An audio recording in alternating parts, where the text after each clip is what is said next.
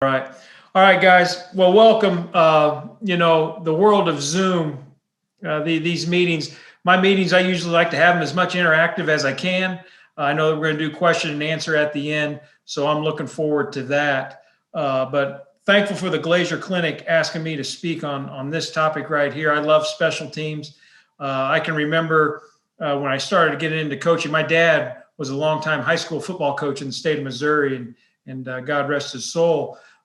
He's since passed, but I can remember just coming out of college, and he says, "Come on, we're going to go down." I grew up in the Kansas City area, and he says, "We're going to go to Glazier Clinic." And I went to all the sessions, and my dad gave me a great piece of advice. He said, "Hey, you're going to learn a lot at these clinics," and he goes, "But if you can just pick up on one thing, then the clinic was worth it." So hopefully, I can give you something today that maybe can apply to your program, but what I'm going to do is I'm just going to kind of go over, have a little bit of a game plan here for today. Please, as we go through, I really do. I encourage questions, and if I don't know the answer, I'll just say I don't know. But here's what I was kind of looking at, guys, because obviously in the Zoom world, there's not going to be any film today, because sometimes when we shoot the film over Zoom, it doesn't come over very well. So this is going to be just a little bit more of a lecture, so to speak, and then this is going to be kind of the game plan. So what I'd like to start off with is I'm going to just kind of talk about our weekly game and preparation schedule. Right, starting Monday morning. We play on Sunday, then Monday, and I just like to go through the days of kind of how we do it to kind of get ready for this phase. Then I'd like to talk a little bit about our meeting time and organization and how we kind of get to that so we can maximize the time that coach gives us. Then, talking about the practice time and organization of that. And then talk a little bit about player incentives. And, it is a third of the game. And I know that some people just give it lip service. I'm fortunate here in Chicago. Our head coach believes strongly in special teams, and all the guys that I've worked for, I've been blessed. They've always taken an interest in special teams. So, we do things for our guys to where we want to make it fun, but at the same time, get high results. Then I thought another topic that I get asked a lot about is just kind of handling the kickers and the punters. Sometimes those guys seem like, guys have said, "Hey, I just kind of put them off to the side and they kind of do their deal. And then when we see them, we see them." But we've come up with a little bit of a formula on that. I'd love to share that with you. And then just at the end there, talking about handling some of our core guys. But the first thing I wanted to talk about real quickly was the acceptance of coaching special teams. And, we have some young coaches on our staff, and obviously they're on offense and defense, and they're working. I always say young guys are working hard to get those guru cards going and those type of things. I started off as an offensive coach, and I've coached offensive line to quarterbacks, receivers, running backs. I've just stayed my whole life over there. And to be quite honest with you guys, I avoided special teams. I wanted no part of it. And in fact, when a coach would say, "Hey, can you help me out with some of this special team stuff?" I kind of shied away from it because I really didn't know enough about it. And then in my career at Utah State, there was a coaching change. And at the time I was coaching the running backs. And on the coaching change, the head coach came in and said, "Hey, this is how we're going to do special teams. We're going to divvy it up and not have a coordinator, but everyone's going to have a piece of the pie." So what happened to me was the coach came up and said, "Tabes, you're going to coach the punt team." And I said, "Coach, not a problem. But with all due respect, Coach, I've never coached the punt team. I know nothing about it." And, the thing that he said to me, I'll never forget it. He said, "Well, I guess you better start studying it." And that was the best piece of advice, the best thing that ever happened to me, because I did. I started studying the punt team. And then I kind of started figuring out, I said, boy, there's a lot to this special teams deal of making it go. And you can kind of find a little niche in it. So that's how I got into special teams. And I always tell young coaches, I say, guys, I said, hey, don't shy away from it. In fact, put both feet in and let's go to work. So really, what is special teams? Obviously, it's fourth down plays, it's handling field position. Those are the general things. The next thing that really it is, in my opinion, it's player development. Right, wrong, or indifferent, you're probably going to be dealing with a player that's maybe not the starter on offense or defense, but he's obviously the backup. So he's not at that starter level for those other two areas. So in our area, what we say is hey, let's put them on the conveyor belt. And what's the conveyor belt? Well, that's player development. We get them, and then we start just kind of working our way through and helping them become a better player playing out in open space. And that's really what special teams is. So that's a big thing for us, is the player development. And then the next thing that I'd really like to talk about is identifying, I say identifying a role player and making him a star in his role. I think that sometimes there's a stigma, or kids go, well, everybody wants to be the star. Well, we can't have a bunch of stars. And you kids, I've heard, I don't want to be a role player, coach. Why would I? No, yeah, you do. If you're a role player, you're helping us win. And what we want you to do is we want you to be a star in your role. So guess what? That makes you a star player. So we talk a lot about that, and we take great pride in that. And that's kind of an important thing. So I just kind of wanted to hit that of just three quick things of what I thought special teams is. Now, as we go into it, guys, and really, I don't want to sit up here. I'm not going to tell a bunch of stories. I want to get into football. So hopefully you can get something out of it. But as a special teams coach, the first things that I'll always check, obviously I'm always going to check the weather here in Chicago. I always look at the extended forecast, knowing that really, by the end of the week, when I get to Thursday and Friday, I really start believing the weatherman then. Really, and if you're in a cold weather city, being a weather guy, that's a pretty good gig, because you only have to be right about probably 40% of the time. But I'm always checking the weather, obviously. And I know we all do this, as we're checking injuries, talking to our trainer, visiting with the head coach, who's going to be available, who's not going to be available. All right. And you kind of start formulating your plan from there, because as you get past the injuries, now we're going to start getting to that whole personnel issue. All right. And as I look at the weather and as I begin to formulate my plan, I want to make sure that I have answers and in-game adjustments built in, not only for the personnel, all right, but also in the return scheme and the blocking schemes and all those things. So that first point, once again, weather is showing up and how we come and formulate our plan. Because at the end, and we say it a lot here in Chicago, and I truly believe it, and it's a Coach Wooden thing, and obviously one of the greatest coaches of all time.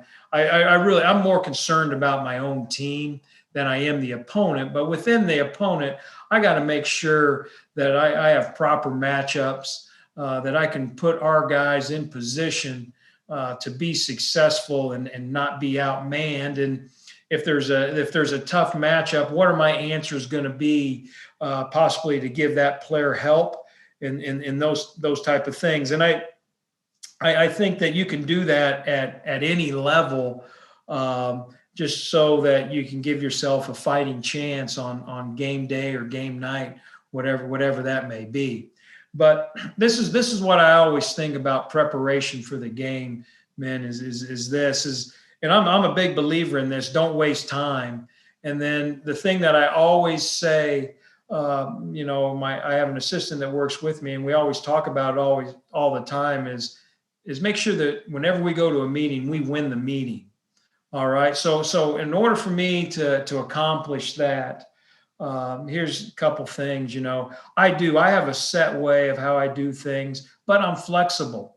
I think you have to be able to be flexible. You got to be able to adapt. I mean, just think about it. The dinosaurs couldn't figure it out, and they became extinct. stubborn coaches, if you don't figure it out, you're going to become fired. So I have a routine, but I am flexible and I can adapt. The thing that when I'm going through all my phases, and I'll talk about that as we go, I don't hurry through them and say, well, and just check the box and say I got it done. I got to make sure there's 6 phases in special teams. I want to make sure that I win each and every one of them. So I'm going to take my time and do my due diligence on that. For me, we play on Sunday. Monday and Tuesday are big preparation days for us. And I try to get my game plan done. And I'll really call it a soft game plan. I'll get into the weekly deal here. Soft game plan done by Wednesday, but I'm never finalized until Friday. Just really for the simple reason, someone might get hurt during the week, weather might change a little bit, or the idea that you had and you go out on the grass right now and practice it doesn't look as great idea on the board, but it's terrible on the field. So then you got to be able to tweak and make adjustments and go from there. And that was really point number 4. Just because angles, timing, speed, there's a lot of other factors that come into that. And I think that goes back to when we were talking about personnel, putting guys in the position to be successful. I want to be able to do that out on the field and be ready to roll. All right, so let's talk a little bit about meeting time and organization, because as I kind of went back to this slide and don't waste time, guys. I'm a big believer in family, and guys, we're coaching the greatest game. There is no doubt about it. This is the greatest game in America. But I will say this, and I went to it was at the AFC coaches convention a long time ago, and Coach Stallings got up and spoke, and I was there and I was taking notes, and he goes, I know coaches, we're going to work long hours. That's a fact. He goes, but if we can't get our work done in 10 hours, all right, of the day, then we're wasting time somewhere. And I think that we all probably can relate to that, of saying, guys come into your office and you shoot the breeze a little bit, or you talk about something, and then all of a sudden you just lost 40 minutes because you were in a discussion with people. Well, when I talk about winning the meeting, all right, I don't waste time, because at the end of the day, I want to make sure that we're well rested. I get enough sleep, because when I get in front of the players, all right, that's when you could stay up all night and come up with the greatest schemes, and you're up till 3 o'clock in the morning, and your meeting's at 8 o'clock in the morning. You only got 5 hours of sleep. And now it's time for you to present to your team and sell the vision for the game on Sunday, and you're tired. Well, number one, they feel that. There's no energy in the presentation. What you're selling, they might not be buying, because of your body language, you have no belief in it. Therefore, you're not set up for success. So when I say don't waste time, that's because I want to make sure we get our work done. We've crossed all our T's, dotted our I's, and then the next day when we come in there, the players know we're ready to go. Because Coach Smith, I worked for Larry Smith, and God rest his soul, a great man and a great coach and a great mentor at the University of Missouri. I was a graduate assistant there, and he had coaching principles that he would read to us every spring. And at the time, I didn't understand it, especially the first spring. Then the next spring, he started all over and touched on some of those principles again. And it was what he believed. And I just wrote a couple of these ones here with regards to winning the meeting. He always said, always be prepared for an honest day's work. And that kind of, once again, goes back, not wasting time, being fresh, being energetic, ready to roll. If I'm going to teach the players, all right, and I'm going to ask them to give me everything they can, well, then I need to make sure that I give them everything I can. So it's a two-way street there. Coach Smith always said, never BS the players. And I think we all understand what that is. Players are smart. Okay. And they get it. And I think that all they want is the truth, and tell them the truth. And there's a way to tell a player the truth. I mean, there's a way of telling a player, you know what, you're not getting the job done. I need more from you right now. And he might not want to hear that, but he's going to respect that because of the way you present it to him. I'm not saying that you coddle them, but I'm also saying you don't degrade players. Remember, it's our job. We're teachers, and you want to teach the guy, and he'll know. I mean, we've all had it. We understand when someone gets up there and you go, I'm just not buying what this guy's selling. It doesn't make any sense to me. So that's always stuck with me. I've tried to live with it. Anytime we're in the meetings, man, I always try to have video evidence of how this thing is going to go down. So with regards to it might be a different kickoff return formation that we're using that week, and showing them the angles, and someone's already done it versus this type of matchup. That yes, that can be done. You can do that, and you know what? In this blocking scheme, this is the easy part of the block. This side over here, this is where the stress is at, and trying to give players the ownership and showing them from the video of how this is going to go down. Coach Smith always said, make sure you give the players the whys and the hows. And I think that all of us as teachers understand that. I don't think there's a lot of explanation to do on that part. And then really, I'll be honest with you, I think meetings should be interactive. And I think you got to be yourself as a teacher. We all have different teaching styles, and that's good, and that's fine. And that's how it goes. But I'll be honest with you, there'll be times I'll say to our guys, I'll say at the beginning of the week, hey, by the time we get to the end of the week, I'm going to ask questions, and you're going to come up and you're going to reinstall the kick return game plan for this game. And guys will get up there, and I'll give them the clicker. And what happens is, and you'll know, some guys are comfortable in that setting and some guys are not. And I think as an educator, you're trying to build confidence in them that they can do that stuff. At the same time, they know that they could be called on at any moment. So their attention to detail during the week of taking notes and studying on their own, it becomes heightened, and those are good things.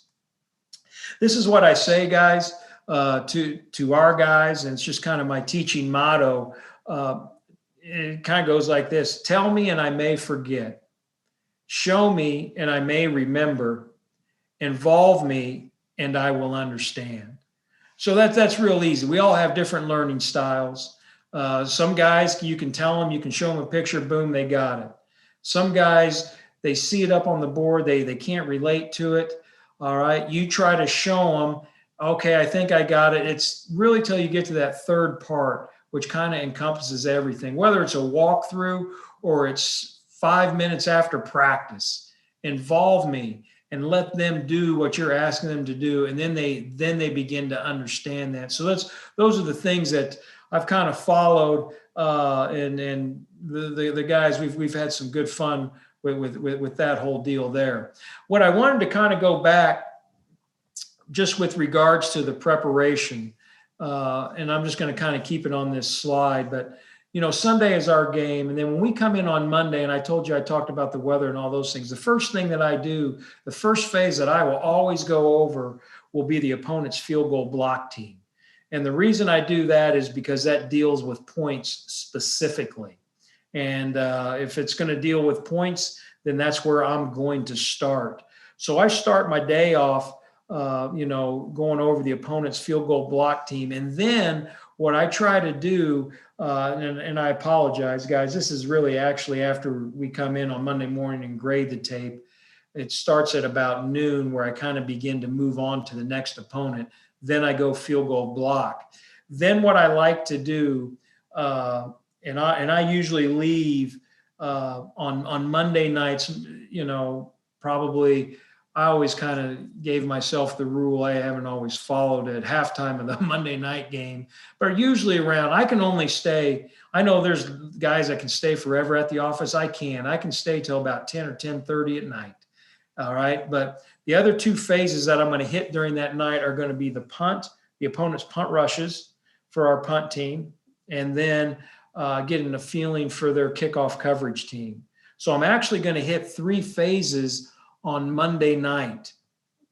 And what I'm going to do then is, because the punt and the kick return are such big things for us, I go home and sleep on them. Next morning, we come in with my assistant and we begin to finalize those 2 phases, because now we're to Tuesday, and as I'm finishing up Tuesday, I get into kickoff coverage, general plan, what are their returns. I begin to chart a lot of things, look for schematic details, personnel mismatches, and then I finish it up with our punt return, where I'm studying their punt team.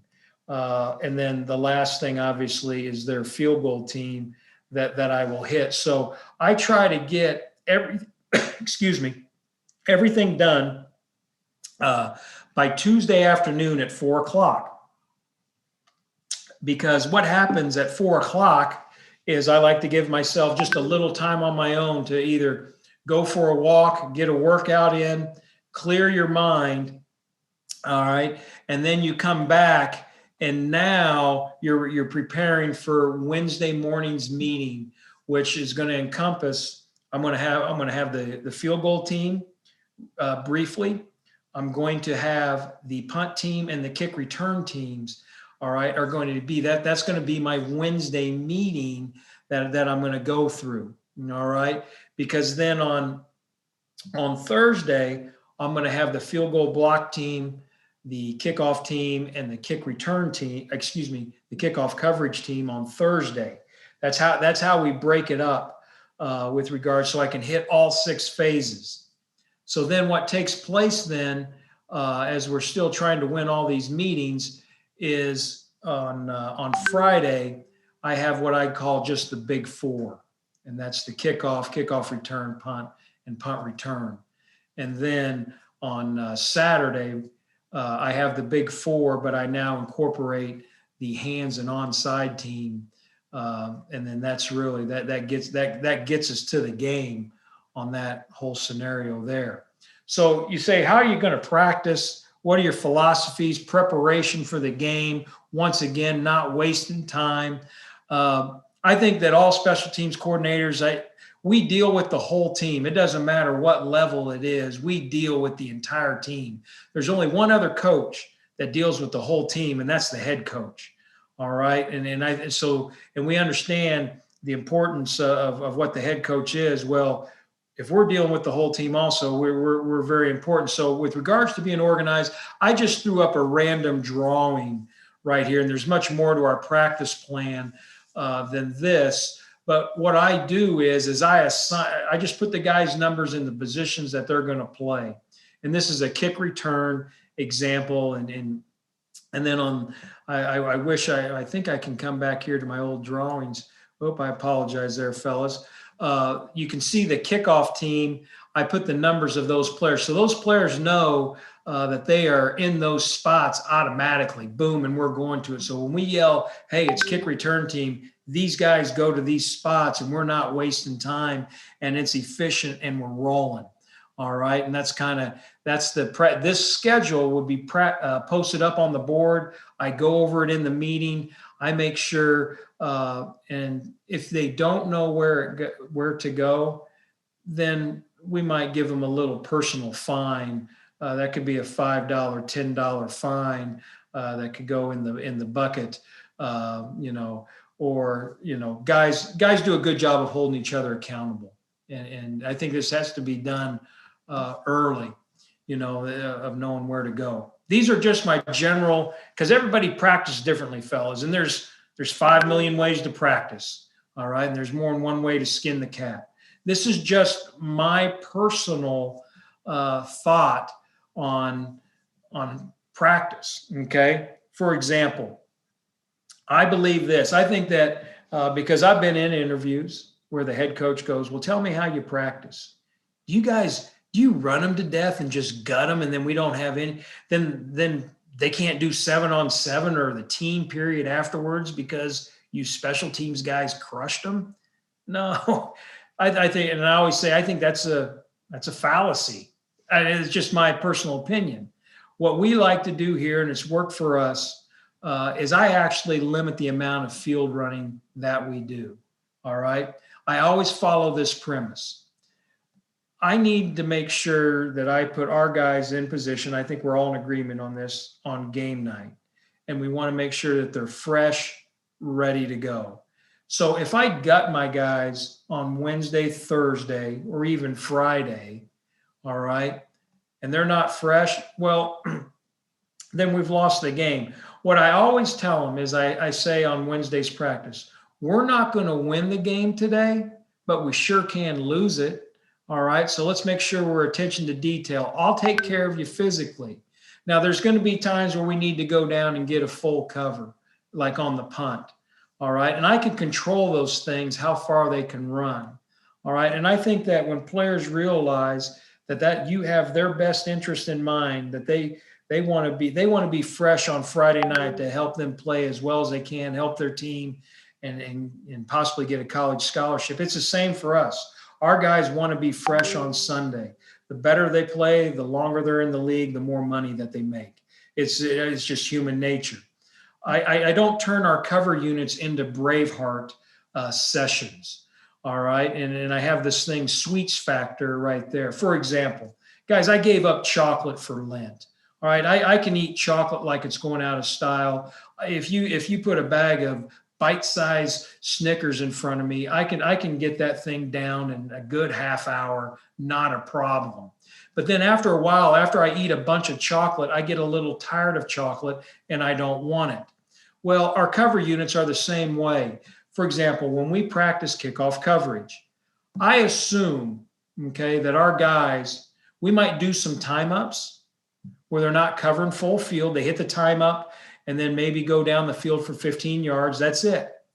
But when it's time for us to cover a kick in practice, we do it half field to where they don't have to run as far, and we might only be going 75%.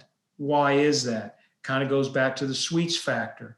If we were hitting and banging all of the time, our players are going to get tired of hitting and banging all the time.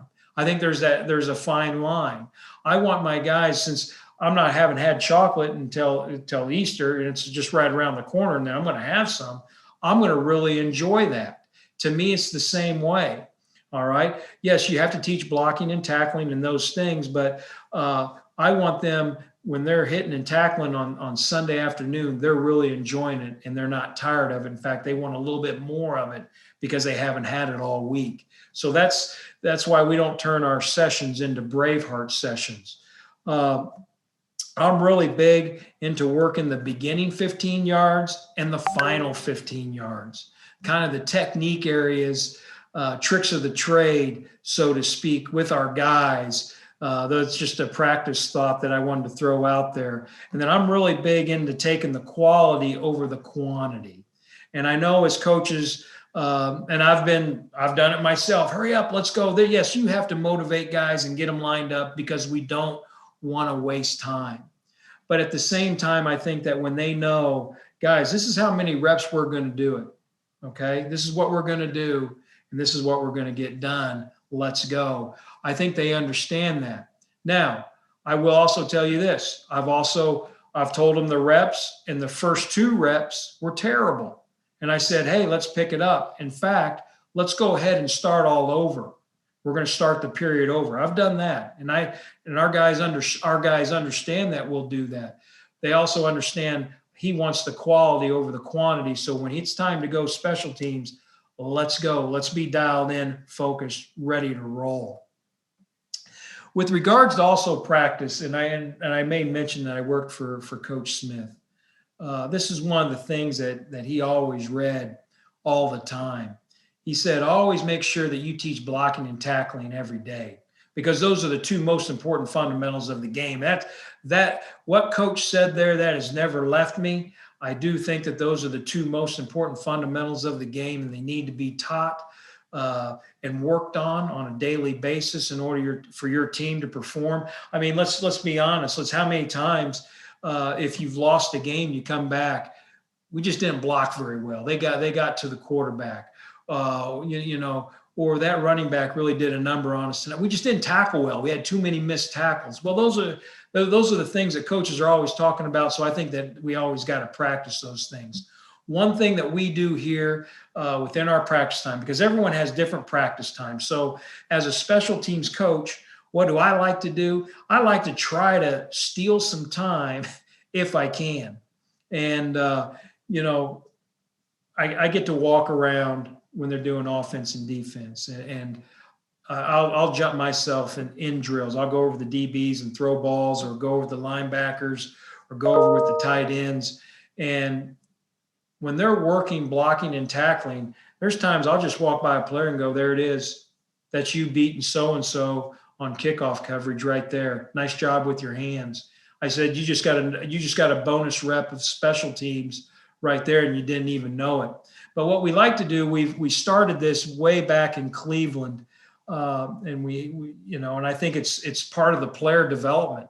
We call it Club Oasis, and the guys know what Club Oasis is. I'm going to be out there before practice starts, and as they're coming onto the field, I might say to Johnny Joe, hey Johnny, I need you to get 5 kick slides for punt on the right and on the left. Get those before stretch. All this happens before stretch, this Club Oasis. And we call it Oasis because it's a football paradise. All right. And everybody gets served at Club Oasis. And we're working on different things. So myself and my assistant, we have specific ideas for certain guys that they need to get better at for the week.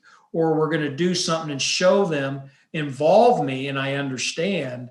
We do that stuff right there. So when we get to our period, they've already kind of had a walkthrough or a jog through on it, and their chances for success in that period now go up. It's one-on-one teaching. It's player specific because I do believe this, and time on task will deliver great results. When I was in Cleveland, our starting running back, he came to us as a rookie, and we were working kick slides for the punt team. And it was one of the most god-awful sights I'd ever seen on film in my entire life. He was terrible at it, but rightfully so. He didn't do it in high school, and he didn't do it in college. And now he's on our team, and we have to prepare him to possibly play on special teams. So we have to get this fundamental down. So we're working it, and he's terrible at it. So every day at Club Oasis, I said, you know what? Come out and give me 10 right, 10 left. And he does it. And we're standing right there, and he does it. And it's not taxing. He doesn't have to be real warmed up, and it's under control in your coaching. Well, what happens is he starts building up reps, time on task. A few weeks later, we have a man go down. We have to put him in on the punt team, and he kicks back like he's been kicking back like a left tackle would on All Pro. And it just became muscle memory. And it was all because of Club Oasis. And in fact, I took that game clip and showed him his Club Oasis clips when he first started, and everybody laughed. But I said, that's called player development. And I was really very appreciative of the player because he took Club Oasis seriously. And it's a good way to develop guys. With regards to kind of player incentive, guys, one thing that we talk about, obviously accountability, and you can see down there in the red, I say this all the time, and I'll say it when I'm watching tape. You're either coaching it or you're allowing it to happen. And it doesn't matter whether you're the role player or you're our star special teams player, an all-pro guy. I'm going to treat you the same with regards to what the tape says. All right. And this is what I mean by that. We have a point production chart, and what it does, it breeds competition and accountability. In fact, I'm going to try right here. I'm going to go right here to this chart. So for example, this doesn't have everything on it. But if a player scored, for example, our kick returner scores a touchdown, he's going to get 8 points for that. But along that line, you're going to see these positive numbers.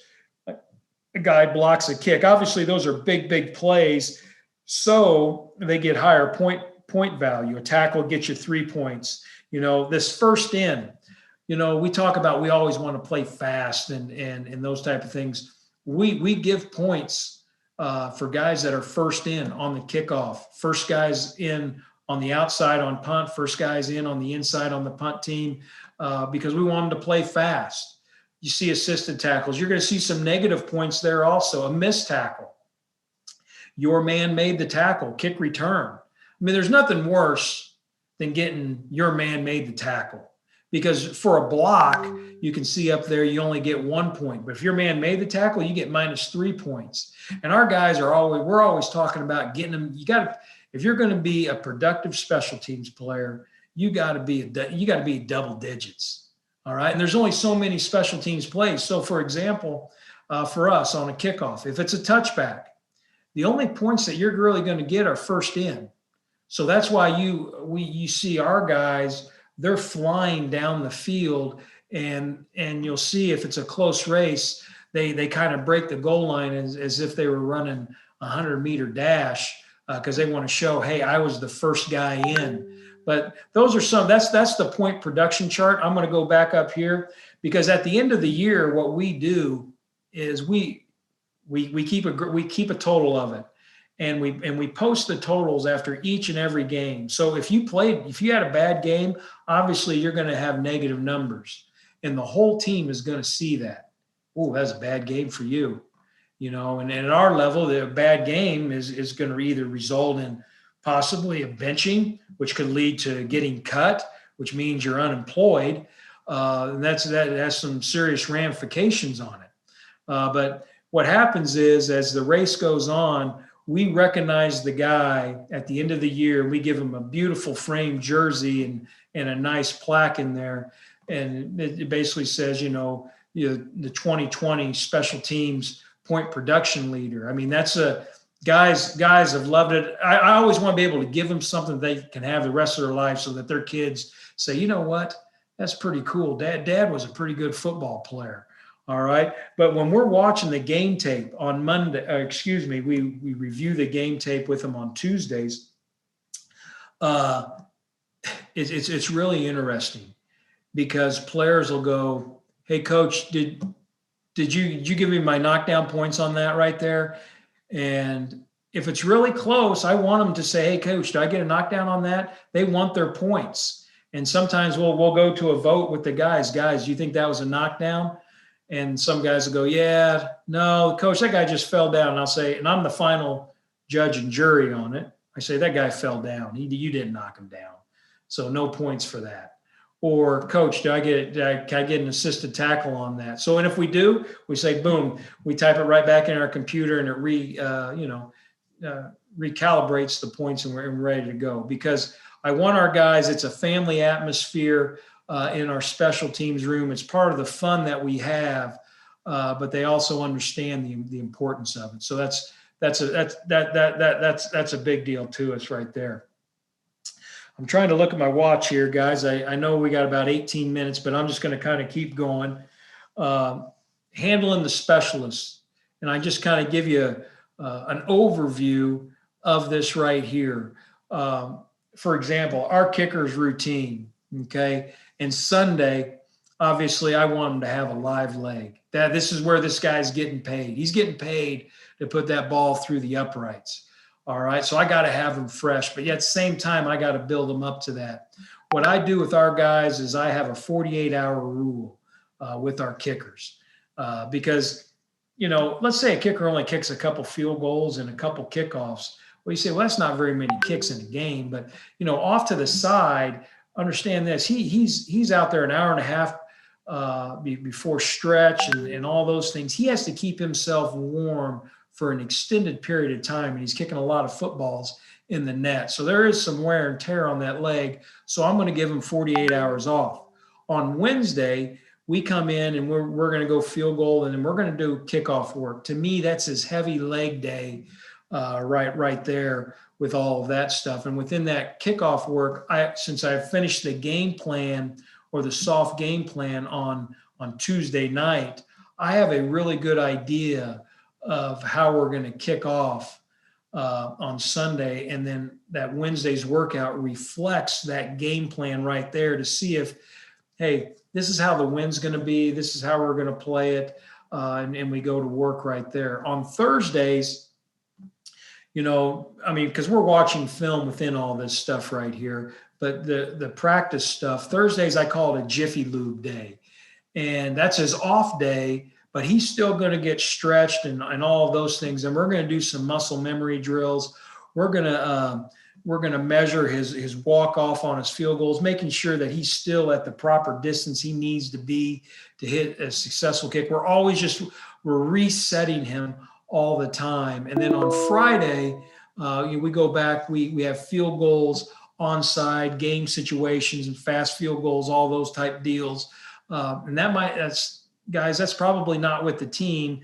That could be on our own. And then Saturdays, he's off. But each day that we go out there, and I think this is important through our film and where he's at and how he's striking the ball and ball rotation and all those things, we always say, what do we want to get accomplished today? How are we going to do it? And then what are the one or two cues that you need to be thinking about today? For example, keep my foot open, the heel coming through the ball as I follow through. Just those little reminders, and that's all we're focused in on. Is that right there. With regards to the punter, same thing. Sunday live leg. He has the 48-hour rule also. On Wednesday, he's going to punt because that's our big punt day with the team. So he's going to get his punt and his pooch work. So we're going to work a little bit more all the field zones right there. Thursday, it's an off day, but it's a Jiffy Lube day. It could be him throwing passes for fakes. There's other things that you can do. We're always getting snap and hold all the time for our field goal operation. And then Friday, we're going to work the field again with him and go up and down and then work some game situations, kick off after a safety, hitting some different types of kicks, after a safety, and we have to have the football back or it's an onside situation, all those type of things that we're going to work right there. So that's kind of his weekly routine. And then what I wanted to hit you with is just the core players. I think I've already kind of hit all this. I think really point number 3, define the players' objectives on each unit, but don't limit them. I think that sometimes people, he can't do that. I think it's important as a special teams coach, let's just talk about what he can do, not what he can't do. What he can't do, that's easy to define. It's what can he do and making sure we put him in position to be successful. I think that's the critical part. Unfortunately, our society is too negative as it is. So finding the negatives seems to be easy for everyone. Don't talk about that. Let's talk about the positives, and then let's fix the negatives that we go. Because really, as I explained to the guys, the tape, that's my decisions are based off of the tape. It's not, I like everybody. All right. But your play is what's going to tell me what to do, because I am held accountable myself to make sure that our unit plays at a high level. In-game adjustments. I wanted to show you this chart right over here on the right. I was hoping maybe some, because I think this can happen at all levels. We write in the opposing team's numbers. And I know that sometimes you can't get everybody's number, but we fill this in as the game goes on. So, for example, if number 88, if you look at that top picture, he made the tackle on our kick return team. I knew that was the L4. And right now, I can see he made the tackle, 88. Oh, he was the L4. It looks like the center, he was supposed to block him. He missed his block. Now I go immediately to that guy. All right. And I can now begin to get that information, because really at the end of the day, when you're asking for information, we all know there's players you can trust and there's players you can't trust. All right. But in-game adjustments, that's kind of how we do some of the things. There's a lot more to it. And I know I want to get to some questions here. But I think point number 4, when you call up your group on third down, and I think when you call them up on third down, it's after obviously the coach has called his offensive personnel or the defensive personnel. because some of my guys might be in on dime situations or nickel or whatever. All right. If their personnel group doesn't go, boom, I bring them right over to the huddle and I start coaching them up right then and there. Give them some tips and reminders, all right, of what we're looking for. And I think that's important, because at the end of the day, on offense, if they screw up first and second down, they still get third down. I mean, that's just, defense, same way. You get special teams, you only get one shot. If they block a punt on us, we don't say, hey, can we redo that? All right. So I think giving those last minute instructions is really important. Plus, I also think it's time for them to refocus. Their mind is set. Hey, was coach going to call the dime package, and what blitz do we have out of this and that? Oh, he didn't call it. Oh man, I wish he would have. No, get over here, special teams. Now I pull you right back into my world and get you focused in on what needs to be done. If we get a first down and our punt team's loaded up, I say, sit on down, boys. All right, and off they go. And then when they come, if it's third down, call third punt alert. Here they come back, and we do the same thing over and over again. I think that allows you to get a lot of in-game adjustments as it goes, and it allows you to help keep your players focused on one play at a time, which I know is very coach speak, but I think it is our responsibility to make sure that we tie them into that stuff. So I know that, fellas, that was, I apologize. I went through that seemingly fast, but if there's any questions, I wanted to keep some time there, and you could branch off a lot of different ways from that. So feel free. Coach, thank you so much. We've got about 5 questions in already. Coaches, put your questions in the Q&A box. We might not get to all of them, but we're going to do our best. So first question I've got for you, Coach. How much are returns schemed up weekly by individual game plan rather than overall scheme? I believe I think you have to have an identity first and foremost with your return scheme. I think that, once again, it kind of goes back to time on task, and your players are going to tell you who you want to be. For example, we were a big sideline return team.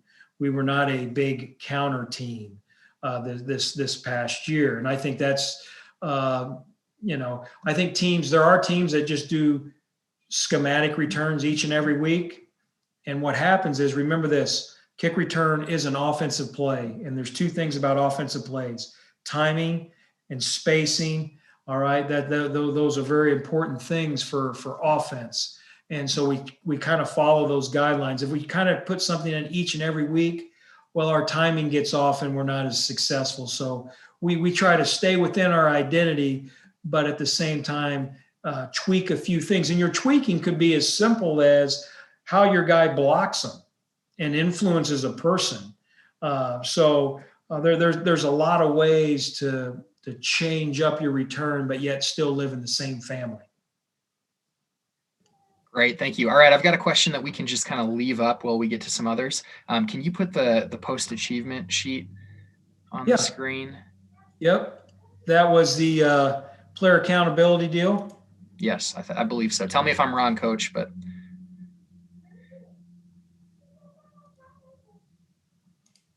This one right there, sure. That's the one I was thinking.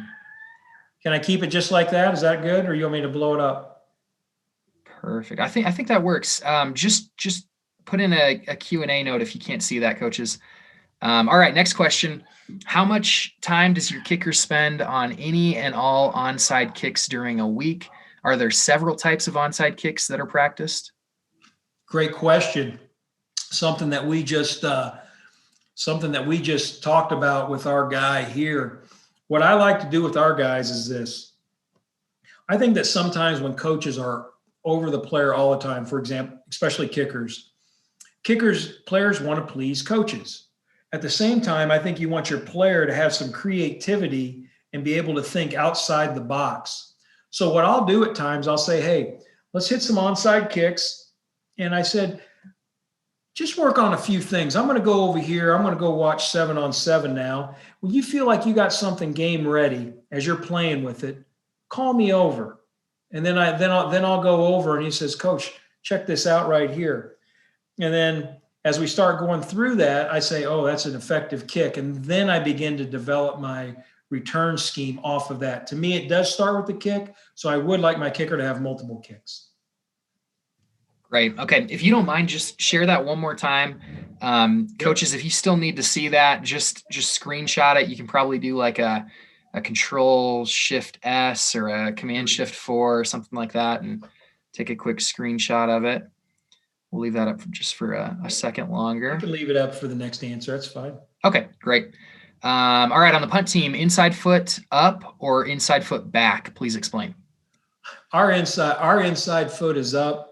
I know that's the reason I like it. I think that, and the other way with the inside foot back, people say it helps. The reason they say it keeps people square and those things. But I also see when guys have to address a block to the outside, sometimes they get turned or they're late. I just like to have our guys with the inside foot up so we can come straight back, just like the other technique is also using, but I feel like I can address that block a little bit easier. But I still have flaws to my system too. My hips could become too open and those type of things. So while we're working in Club Oasis, those are the things that we're coaching and making sure that they understand can't happen. Perfect. Thank you. What are some of the best drills you work in the preseason to work on proper technique? That's a great question. That's, it probably depends on what phase. Still always remember that it's going to be about the player development. For example, I'll just kick return, frontline drops. I mean, we start off drops on air. We start off dropping, just jogging and flipping back so players can get a feel for what it's like to flip. Then we call it drift and settle and then strike. And so we go at a slow tempo, then we begin to build it up. I will say this about drills, and with no tape, it's hard for me to explain, but I would say this: your drills, in my opinion, need to mimic what you're teaching and what you're asking the player to do in the game. And once again, going back to my practice thoughts of not running guys forever. For example, we might run 25 yards getting back on a kick return set. Well, when we just start to drop in the flip or just learning how to flip, we might only start 15 yards. Then we begin to build it up as we go. But I think there has to be a good progression on it. I know it's probably not the answer you're looking for, but I think everything needs to mimic what you're teaching in game-like situations. Great, thank you. Related to the point production sheet that you've got up, do you use that same sheet for each special team? Yeah, this covers everything right here. Now I have another sheet for the kickers and the punters. Direction, hang time, distance, net. I mean, we have stuff for our gunners. They down it inside the 10, inside the 5. I actually give.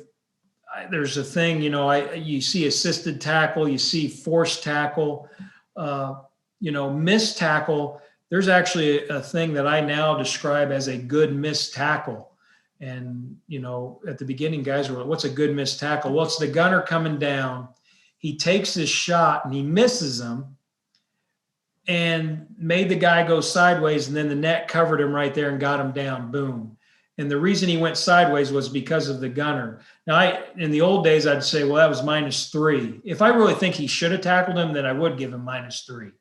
But if he takes his shot, shoots his gun right there and goes and misses him, and we cover it up, I call that a good. I say that's a good missed tackle. He doesn't get any points either way. He maybe every once in a while it could be a forced tackle. I mean, there's a lot of things. There is some things that are a little subjective on it, and that's where the players come up and like, Coach, how come I didn't get that for this? And that's good, because when they're asking you questions and they want the points, they're into it, and they want their points. I will say this: I've had players run over to the sideline to me and say, Coach, make sure you give me my points on that one. Wait till you see that tomorrow on tape.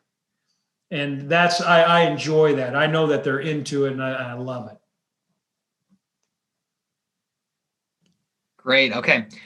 So we've got, technically we've got 1 minute. We've got about 12 questions left. Do we want to keep going a little bit? Do we want to just I pick can a do few whatever. to finish up? I got no problem. Cool. All right, let's run a little bit over then. Do you work on having an emergency backup for your specialists? Yes, absolutely. And because for us, what's different for us is we only get 48 players up on game day, and 3 of them are going to be the specialists. So if one of them goes down, we have to have someone that can obviously be our backup long snapper, kicker, and punter. And so we do work that. Great. Okay. What's the best way to prepare a kicker or punter in a windy city such as Chicago? I think the best way to prepare for them, I mean, obviously there's fundamentals to the kick that have to be executed. But and my wife says I'm just a cold weather coach because I've been in Cleveland, Chicago. I was at Utah State, Western Michigan. I did coach in Missouri, which was warm, but kicking in elements. I think what has to happen is players have to hit their ball, and they have to feel good about the ball strike and hitting their line. So whatever that line, however they're going to play it, you're going to hit your golf shot. If Mother Nature takes it at the top as it's climbing up the goalpost, you can't do anything about that, and you don't play for that.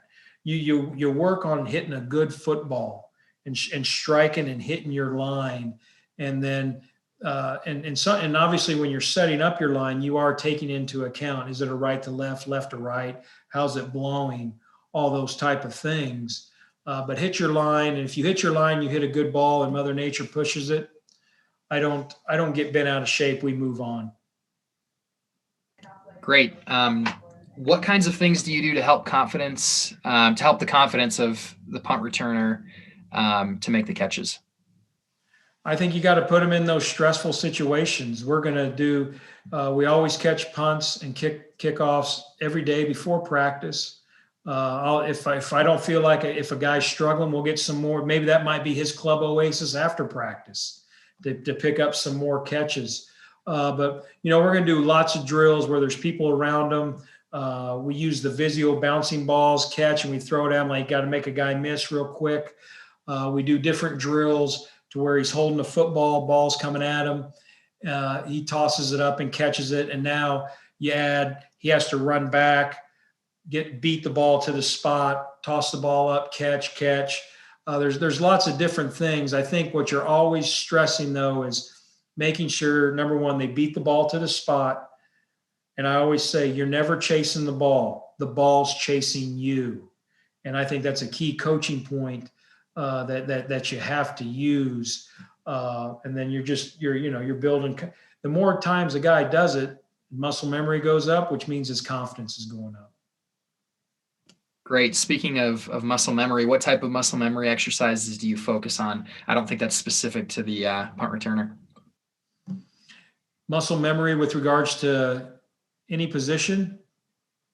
Yeah, it doesn't specify, but maybe just the like punter, kicker. I think the one thing that I've really learned is encouraging the player to, when you're working a drill, and it might be his first time. I get a lot of guys that haven't played special teams, so it's their first time. I don't mind if they fail. That's okay. In fact, I encourage them to fail. You're not flipping right. Okay, that's okay. Let's keep working. This is where you're getting stuck. And then when he gets it, I think as a coach, you have to tell him and give him the green light. You just did it. What did that feel like? There you go. And now the player goes, that's what he's talking about. He involved me, and now I understand. It still kind of goes back to that whole saying, but that's how we've been doing it, and it's worked out. And I'll tell you the other good thing is because Club Oasis is such a fundamentally driven deal, and guys are working different things, and when there's a couple coaches working, our veterans, it could be your seniors, are going over to the younger guys and helping them and saying, hey, let me help you. I see you. I had the same problem. Let me now show you. It goes all back to that. We're a family in our unit, and we're helping each other, and that's that's big for us in the whole muscle memory thing. Great. Thank you. Okay. At the college, high school level, and your experience as an offensive position coach, what is your perspective or your observations and use of a script for your specialists when you do not have a dedicated position for them? No, I think you have to. And I think, and that's a big deal, because when we talk about having to plan each and every day and the cues and those type of things, and, you're coaching wide receivers. Well, obviously I can't be over there with the guys kicking. I think you have to give them a written out plan and say, hey, okay, let's talk about our warm up. What are we going to do? How many balls are we going to kick? And now, right now, how many live kicks are we going to go? Let's chart those. If you're fortunate and you had a student assistant that was able to take an iPad over there and film it, they give them the idea that someone's watching them and that someone is going to watch this. I think that's big. I think it also depends on the maturity of the player, but that's very realistic. But give them a workout, give them something specific. Just, hey, go over there and kick some field goals. I think it needs to be more specific than that. We're going to get this many from the right hash, left hash, middle kicks, come up with some scenarios that you want them to work. Perfect. All right. In dealing with personnel, how do you balance using fresh legs and player development with wanting to get the ball in your best player's hands? Always get the ball in your best player's hands end of the day. I mean, let's be honest, this game's it's about the Jimmy and the Joes. And I want those guys, if you're a playmaker, get the ball in their hands, and obviously you're really talking about returners now. And, fortunately we've had some good returners here in Chicago. And, I'm smart with how much running. For example, our kick returner is a great player. And he also played gunner. When we worked punt, I didn't ask him to run down the field 40 yards on a punt. He worked his release for 15 yards. I saved his legs there. And then when we got into kick return, he would kind of get going, and then he'd kind of warm up. Players still need to, I don't care what level it is, you want them fresh for game day. Great. Okay, let's do something a little bit different for the last couple of minutes here. Coach, if you can hit the Q&A button, just pull up that list and maybe just pick like 2 or 3 of those that you want to cover, and just read the question and then read that answer, because we can't get to all of them, but I want you to get to the ones that you care about most. Just looking at this first one, someone asked, why can't we use the shield punt like they do in college and high school in the NFL? We can't do it because our players can't go downfield right away. We have to wait technically till the ball is punted. So that's a different deal. How much time do I spend on drill work, circuit work, or pods during the season? Boy, I spend a lot of time on it. I have to obviously, as the season goes on, you're getting into the schematic deal. But even if it's a quick 5-minute session of one-on-one holdups to keep emphasizing fundamentals, I'm going to do that. And then I know that if I have to pick up fundamentals, I'll pick it up after practice or before practice. Someone said, when you replace a special team player mid-game for performance reasons, what's your policy going into the next week regarding a spot? If a guy's not getting it done, he's not getting it done. I got to make an adjustment. A player needs to earn it back. That's tough. But I also have to look at myself. Did I put him in bad spots for him not to be successful? Before I blame a player, I'm going to blame myself and look at my coaching before I go to that player. I think that's important. So do you work separately instead of together? For example, kickoff front line, second and third. I do. I break up the kickoff return separately, and then we come together as a unit.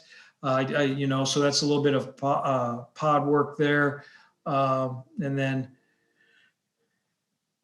Brad Freeman says, Derek Wilson says hello. You tell him, tell Coach Wilson I said hello. Huh? I love it. And someone said, I told him specials in the past are only as good as their next kick. No doubt. How do you discuss keeping the kicker level headed during the game? I will say this, guys, about your kickers and your punters. Don't worry about the makes and the misses. I know we have to, and we will. That's natural. Worry about the process. And that's just, if a player can master his process, his alignment, where he's kicking the football, all those things that he can control. All right. After he kicks the ball, and if he's followed his process to what he's supposed to do, once the ball leaves his foot, well, he can't do anything else about that. So that's what we talk about our guys moving on to the next kick, get back into your process. And if you believe in your process and you've had success with it, that gives you something concrete to fall on, and you can become a successful kicker and punter. Perfect. All right. Well, thank you, Coach Tabor. We really appreciate you sharing your knowledge with us tonight. Thank you, coaches who attended the event. We hope to see you for the next session. It's actually going to start in about 20 minutes. It's Coach Joe Cullen, defensive coordinator of the Jacksonville Jaguars. And he's going to be Coach Cullen I said hello. I work with Coach in Cleveland. He's the best. It's going to be a great clinic. I guarantee it. Great. Thank you. Yeah. So he's going to talk about your first 30 days on the job as a defensive coordinator. Have a great night, everyone. And once again, Coach Tabor, thank you so much for speaking. Thanks, guys. Take care.